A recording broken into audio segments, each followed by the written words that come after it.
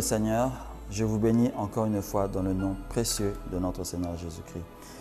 Nous voici encore une fois à notre 4e séance sur notre thème que nous sommes en train de partager ensemble, les commandements et le commandement. En fait, c'est le commandement et les commandements. Le commandement, pourquoi? Parce qu'il y a celui de Jésus qui est le plus important, raison pour laquelle nous l'avons mis devant. Et nous avons mis les commandements que le Seigneur avait donnés à Moïse, mais nous avons mis ça en deuxième position. Mais nous allons partager d'abord ceux du Seigneur l'Éternel, ensuite revenir au commandement de Jésus. Et nous avons déjà parlé de tant d'éléments profonds pour nous remettre en question sur certains éléments. Et la fois dernière, nous avons commencé à partager cette relation horizontale, parce qu'il y a une relation horizontale. Et cette relation horizontale que le Seigneur a donnée dans ces commandements-là. On a lu dans la parole au verset 20 de l'Exode 20, au verset 12, excusez-moi, « Honore ton père et ta mère afin que tes jours se prolongent dans le pays que l'Éternel ton Dieu te donne. » Où on a essayé d'ouvrir, d'élargir ce concept d'honneur, honorifique en fait, de ce concept d'honorer les personnes.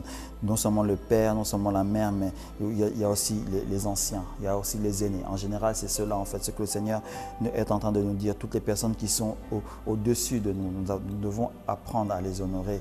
Nous avons vu comment la jeunesse d'aujourd'hui est en train de déshonorer, de ne pas donner l'honneur nécessaire, le respect en fait à ces aînés qui normalement sont la source de notre bénédiction, la source de notre salut d'une certaine manière. Je veux le dire pourquoi. Où j'ai dit que pourquoi la source de notre bénédiction. On a réexpliqué, on a encore redéfini, mais la bénédiction c'est quoi? La bénédiction c'est cette force qui est en toi qui te permet d'aller de l'avant. C'est une parole qui est en toi qui te donne le courage d'aller de l'avant. C'est un flux que le Seigneur donne en toi par son esprit pour que tu puisses réussir dans certains éléments. C'est ça la bénédiction. La bénédiction n'a jamais été matérielle. Le matériel est un reflet. Ça peut être comme un enfant. Ça peut être comme, je peux dire, la bénédiction c'est comme quelque chose qui, c'est une source en fait. C'est comme une conséquence. Le fait que vous avez des biens, le fait que vous pouvez avoir des tonnes, un compte bancaire rempli n'est qu'une conséquence de cette bénédiction-là. Mais la bénédiction en tant que telle, c'est cet influx qui est en toi. C'est un flux que le Seigneur a donné. Ces paroles qui ont été posées sur ta vie, ces paroles qui t'ont été données, c'est ça qui a été premièrement la force de ta bénédiction. Raison pour laquelle lorsque Joseph a amené ses enfants devant son père, qu'a fait Jacob en ce moment-là? Qu'a-t-il fait?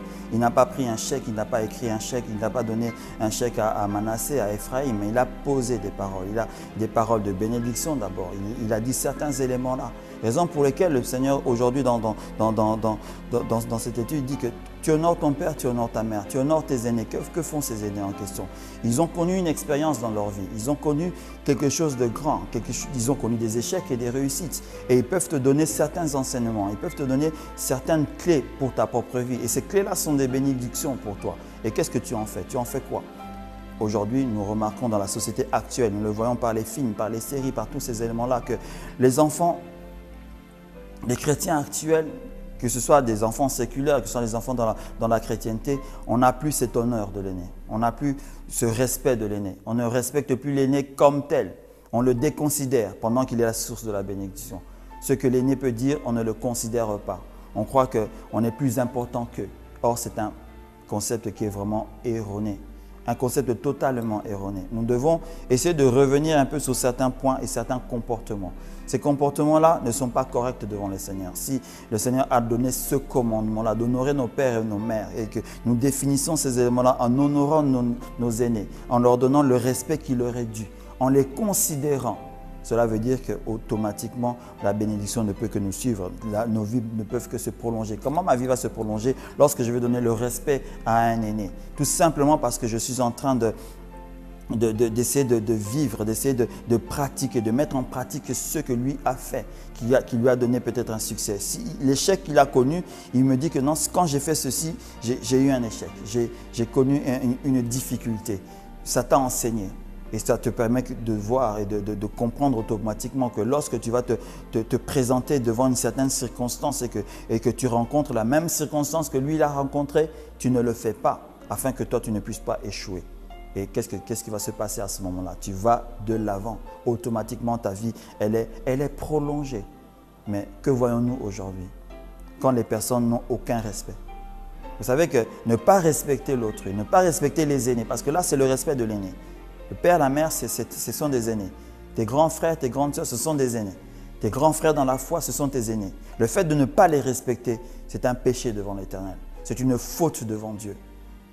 À ce moment-là, ce n'est pas que tu te remplis, mais tu es en train de mettre des pions de malédiction devant ta propre vie.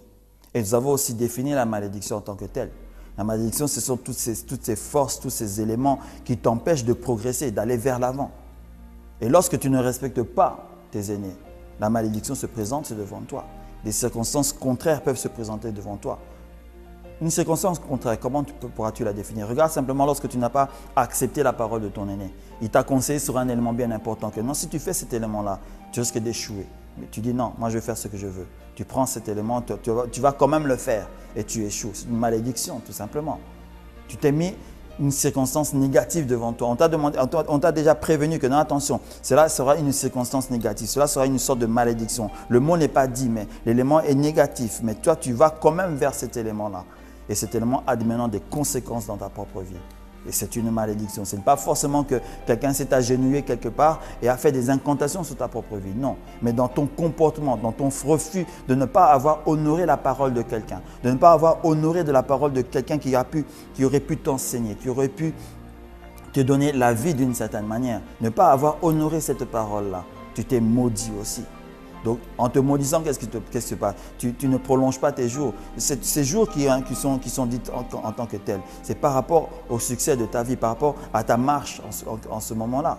Tu peux réduire un élément, tu peux réduire quelque chose, tu peux créer une circonstance qui va faire que dans ta famille, quelque chose va se passer et quelque chose de négatif se fera. Je ne peux pas définir tous ces éléments-là, mais quelque chose de mal peut se passer. Tu peux être freiné dans ta propre progression. Vous savez que l'ennemi, quand il est autour de nous, lorsqu'il cherche à nous arrêter, ce n'est pas forcément qu'il va chercher à te tuer ou à tuer ton âme et autre chose, mais il te retarde dans ton progrès spirituel, il te retarde vers ta destinée parce que nous avons tous une certaine destinée. Mais lui, il est là pour nous retarder. Parce que vous savez que lorsque vous êtes arrêté dans un point dans votre destinée, pour essayer de reprendre le chemin, ça peut reprendre du temps.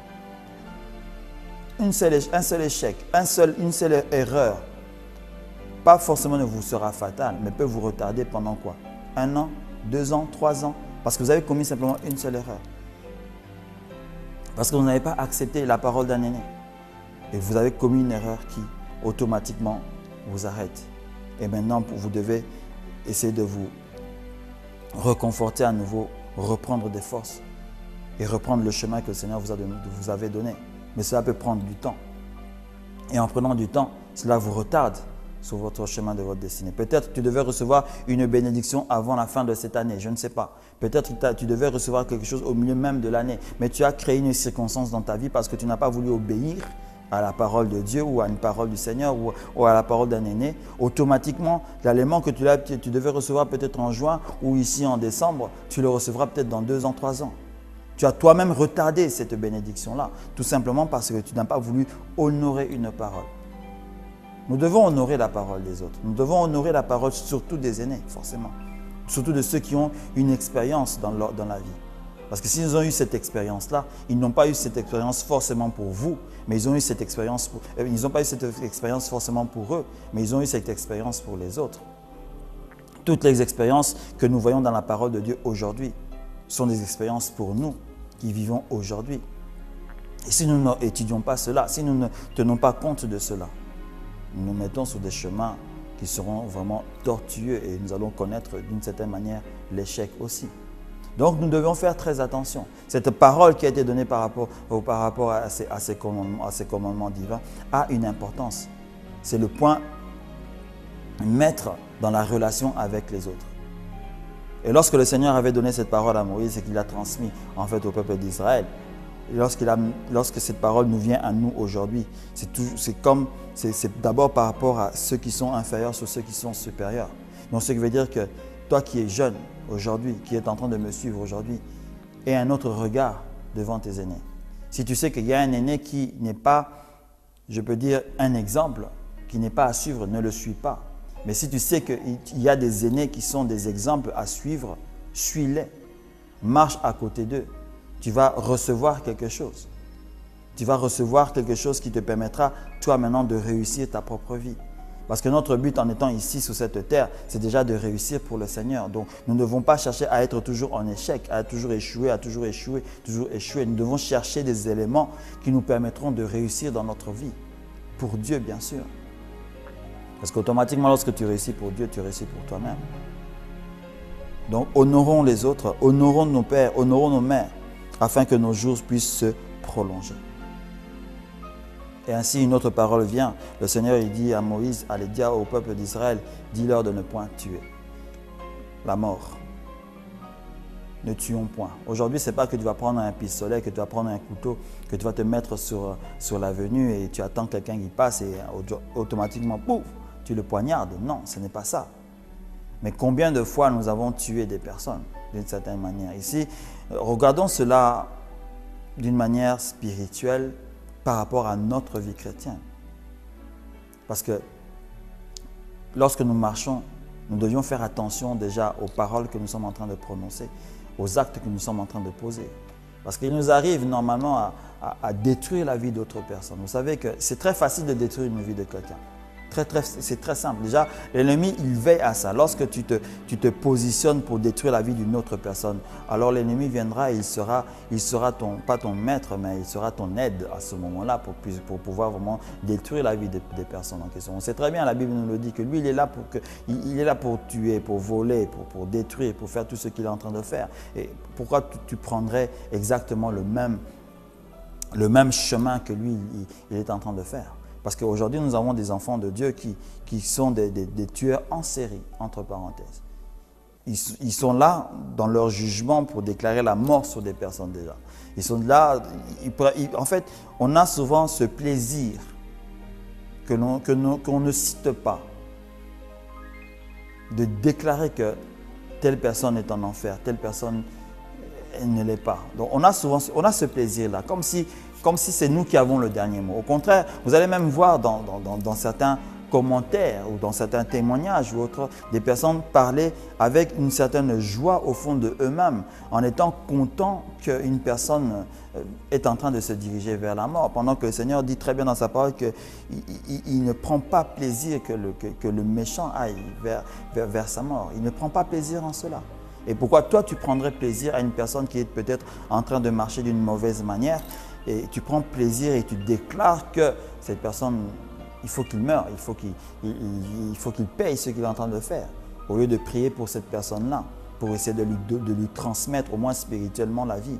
Au contraire, nous transmettrons des flèches spirituelles qui tuent en réalité, parce que lorsque nous faisons ces commentaires, lorsque nous déclarons ces paroles, vous savez, la Bible nous dit qu'il faut faire attention parce qu'il y a l'oiseau ailé qui prend nos paroles et il les amène quelque part. Tu es en train de déclarer quelque chose en question. Tu crois que cet oiseau ailé, c'est qui? Ce n'est pas un oiseau physique en tant que tel qui viendra devant toi et qui attend comme un perroquet et que tu dis quelque chose, après il va le répéter. Non, on l'a dit au début de notre enseignement qu'on a une nuée de témoins. De ces témoins-là, qui sont nos témoins aujourd'hui? Tu as tes frères, tes parents, tu as tes collègues de travail, mais il y a aussi les démons qui sont des témoins, qui voient, et surtout les démons dans ceux qui sont en train de faire actuellement, disent simplement une mauvaise parole. Toi, tu es là seulement à proclamer des mauvaises paroles, à proclamer, entre parenthèses, je préfère appeler ça des malédictions et autres, mais qu'est-ce qu'eux ils vont prendre? C'est comme si tu leur donnes la permission d'aller et d'acculer la personne en question.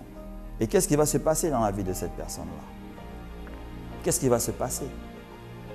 Les démons seront là et ils rendent encore la vie difficile à cette personne. Et pourtant, si tu priais pour cette personne-là, au moins tu pouvais déclencher un miracle. Tu pouvais déclencher que le Seigneur puisse envoyer une armée d'anges pour essayer de l'aider à s'en sortir. Mais tu restes dans le négatif. Nous sommes des meurtriers lorsque nous faisons cela. On ne doit pas se méprendre par rapport à cette réalité. Regardez, c'est le Seigneur Jésus, comment il marchait sur cette terre. Il n'a jamais dit une mauvaise parole par rapport même aux personnes qui étaient en train de le dénigrer ou autres. Non, il donnait des paroles d'encouragement. Il donnait des paroles qui pouvaient reprendre la personne pour qu'elle puisse à nouveau marcher sur le droit chemin. Mais il ne disait pas une parole qui allait condamner cette personne-là. Qu'est-ce qu'il aurait gagné en condamnant la vie des personnes qu'il était lui venu sauver? Et qu'est-ce que toi tu gagnes en condamnant la vie des personnes qui sont autour de toi? Parce qu'aujourd'hui, nous les chrétiens, nous sommes plus des personnes qui nous aimons condamner. Nous nous permettons de condamner les personnes. Nous nous permettons d'être, entre parenthèses, le juge suprême pendant que nous ne le sommes même pas. On se cache dans certains versets de la Bible disant que non, nous qui sommes spirituels, nous avons le droit de juger toutes choses. Oui, c'est bien, c'est vrai. Mais comprenez aussi ce que vous êtes en train de lire. Vous ne devez pas être là simplement à juger dans le négatif et à condamner toutes les personnes que vous voyez comme si vous êtes parfait. N'oubliez pas cette parole que le Seigneur Jésus a dit. Tu condamnes ton frère, tu lui dis qu'il a ceci, etc. Mais est-ce que tu vois déjà la poutre que tu as dans tes yeux? Est-ce que tu réalises la poutre que toi tu as? Non, on doit comprendre une chose, que chaque fois que nous devons nous mettre dans une position de condamnation, automatiquement, il y a quelque chose qui est en nous que nous devions nous-mêmes condamner d'abord, avant d'aller condamner le frère, alors avant d'aller condamner la sœur en question. Avant que tu puisses condamner même ton propre pasteur ou un serviteur qui a fait une erreur. Regarde toi-même ta propre vie d'abord. Avant de te permettre de faire quoi que ce soit dans ce sens-là, tu dois d'abord te regarder toi. Si tu es pur en ce moment-là, si tu crois que tu n'as absolument rien, oh, ok. À cela, tu fais ce que tu veux faire. Souvenez-vous de ce qui s'est passé avec cette prostituée qui était en plein adultère, qui a été attrapée par ces hommes, ces pharisiens et autres. Jésus était là, il était assis bonnement, il était en train d'écrire, comme la Bible est en train de nous le relater. Qu'est-ce qu'il était en train d'écrire, on ne sait pas. Et bien tous, ils viennent maintenant le tenter par rapport à la loi. Il dit que non, voilà, écoute, on l'a attrapé en pleine fornication, en plein adultère. Alors on nous dit qu'on doit vraiment tuer cette personne, on doit la lapider. Donc comme toi tu te dis fils de Dieu, comme tu dis que c'est toi qui as fait la loi, etc. Ok, on te la présente à nouveau, tu dois obéir à ce que tu as déclaré. Alors Jésus les regarde, il les observe tous un à un et après il baisse encore sa tête et il continue à écrire. Il ne considère même pas les paroles qui ont été données. À la fin, on ne sait pas combien cette épopée a duré en temps de temps, peut-être 1 heure ou 2. Ils sont en train d'accuser le Seigneur par rapport au mal que la femme a fait. Et Jésus à la fin il dit, ok, alors avant qu'on fasse quoi que ce soit, je vais vous poser juste une seule question. Celui qui n'a pas fait le mal dans sa vie aujourd'hui, qui n'a pas péché, qui n'a rien à se reprocher, qui est sûr qu'il est pur, qui est sûr qu'il est ceci ou cela, alors que cette personne prenne la pierre et à ce moment-là, il peut commencer à jeter sur cette femme-là. Comme ça va rendre justice par rapport à la loi que vous avez entre vos mains. Et on voit maintenant toutes ces personnes, et un à un, ils commencent à, je ne sais pas, à jeter les pierres. Là, c'est comme on le définit dans les films. Ils jettent leurs pierres qu'ils avaient déjà à la main, prêts à stonner la personne en question et ils commencent tous à partir. Un à un. On ne sait pas combien ils étaient. Ils étaient peut-être quoi, 50 personnes, 100 personnes, mais ça a peut-être pris quand même du temps. Et ils sont tous partis à la fin. Et à la fin, la femme était restée là devant Jésus. Et Jésus était toujours là en train d'écrire sur la terre. On ne sait même pas si les disciples étaient là en fait. Et qu'est-ce qui se passe? Jésus regarde autour, toutes les personnes sont parties. Et il pose la question à la femme et il dit, mais les personnes qui sont en train de t'accuser, où sont-ils? Elle dit qu'ils sont tous partis et ils n'ont rien fait. Et Jésus dit, ok, écoute, moi je ne te condamne pas, mais je te demande simplement de ne pas refaire ce que tu as fait et tu es libre de partir. Donc vous voyez que le Seigneur lui-même qui est notre Dieu, qui est le Dieu Tout-Puissant, l'Éternel lui-même, sait que la personne a fait le mal, sait qu'elle a été attrapée en plein adultère, parce que le Seigneur sait toutes choses, mais n'a pas voulu condamner, parce qu'il est venu sauver, il n'est pas venu condamner le monde, il est d'abord venu sauver ce monde. Alors il n'est pas venu condamner la femme, il n'a pas voulu alors condamner lui-même la femme. Lui, il était parfait, il pouvait lui prendre cette pierre et commencer à la jeter. Mais il a dit, non, moi je ne te condamne pas non plus, je te demande simplement de partir. Pourquoi n'avons-nous pas ce comportement nous-mêmes? Pourquoi ne pouvons-nous pas nous pardonner les uns les autres? Au contraire, nous condamnons pour tuer. Parce que vous savez, que nous dit la parole de Dieu lorsque nous nous comportons ainsi? La parole de Dieu nous dit que nous sommes en train de tuer. Lorsque nous condamnons, ils étaient prêts à condamner cette femme-là, ils étaient prêts à prendre la pierre et à tuer la femme. Donc ça veut dire que lorsque tu condamnes ton frère, tu es en train de tuer ton frère. Ton frère a peut-être fait le mal. La première chose que tu devras faire, qu'est-ce que tu devrais faire? Ne peux-tu pas simplement t'approcher de lui et de parler avec lui? De comprendre déjà pour quelle raison tu étais dans cette circonstance-là. Qu'est-ce qui a fait que tu puisses arriver à ce point-là? Et qu'est-ce qu'on peut faire pour que tu ne puisses plus arriver à ce point? C'est comme cela que nous, les chrétiens, nous devons nous comporter par rapport à nos sœurs, par rapport à nos frères dans la foi. Mais nous ne le faisons pas. Lorsque nous apprenons simplement que quelque chose s'est fait avec tel élément, telle personne, waouh, on prend tous nos trompettes et on commence à l'étonner automatiquement. On relance les paroles de condamnation. Et le Seigneur, lui, il est en train de voir ce comportement que nous avions. Pendant que lui, dans sa parole, il nous dit que « Soyez tels que moi, j'ai été sur cette terre ». On n'arrivait pas à le faire, on préfère condamner. Donc, ce qui veut dire qu'on prend même la place du malin, lui qui est l'accusateur. Nous accusons, nous aimons accuser. C'est un plaisir que nous avions dans notre chair. Et pourtant, nous ne devions pas nous comporter ainsi. Le diable, lui, sait qu'accuser, accuser. Et nous faisons exactement la même chose. Et lorsque tu ne fais qu'accuser, tu n'aides pas la personne. Et comment la personne peut-elle cesser de se comporter telle qu'elle est en train de se comporter si toi, tu es toujours dans une position de condamnation? C'est vrai aussi si tu es en train de faire le mal à tout moment, ne pas dire aux personnes « Ah, ne me condamne pas, qui es-tu pour me juger ?» Non, toi aussi ne prends pas cette position-là. Mais en ce moment-là, comme le Seigneur est en train de parler, ne tue point, n'aie pas cette volonté en toi de condamner les autres.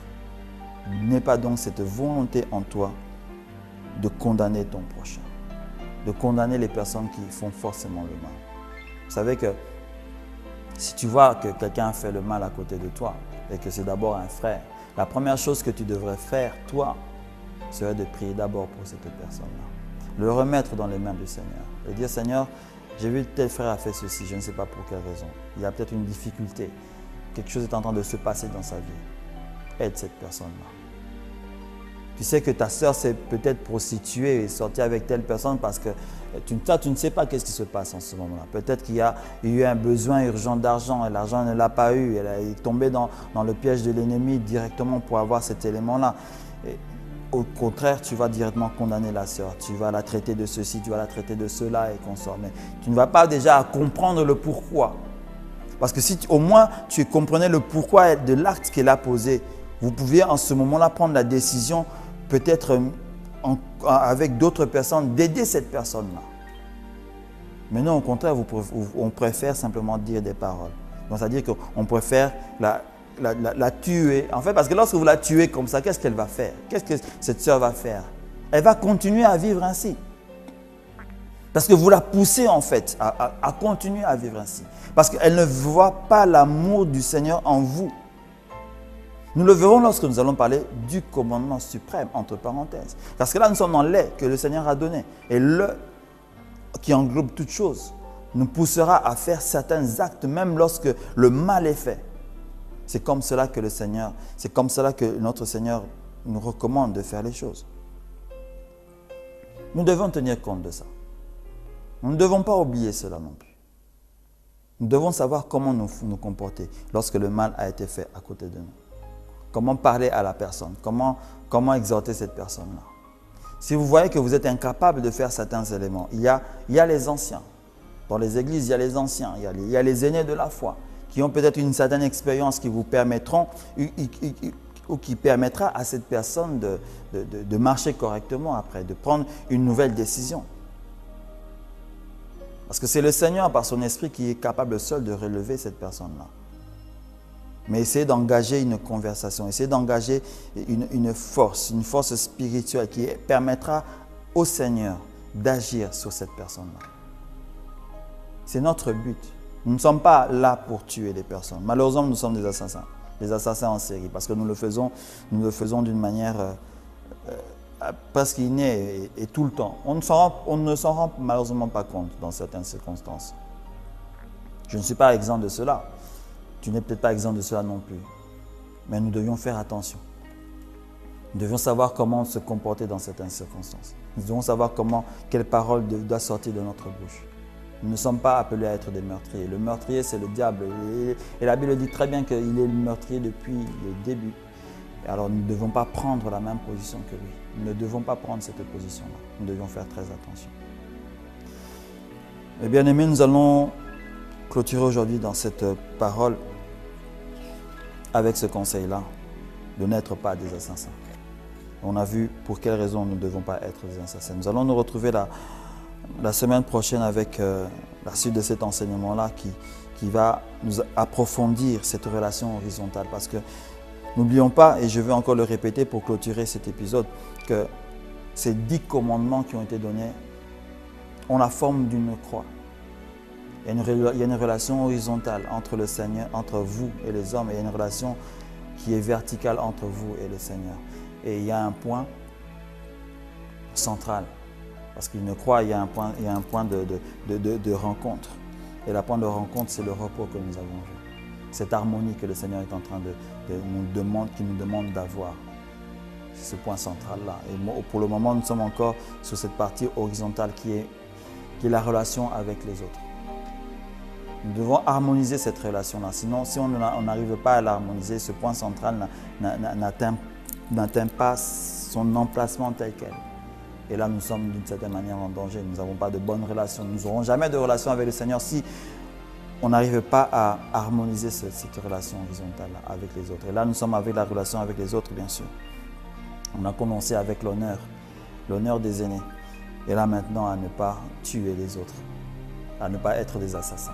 Que le Seigneur puisse encore une fois vous bénir. Nous allons nous retrouver la prochaine fois. Et je remercie à toutes les personnes qui nous écrivent et à toutes les personnes qui nous ont posé des questions que nous allons répondre la fois prochaine. Que le Seigneur puisse vous bénir encore dans le nom précieux de notre Seigneur Jésus-Christ. Amen.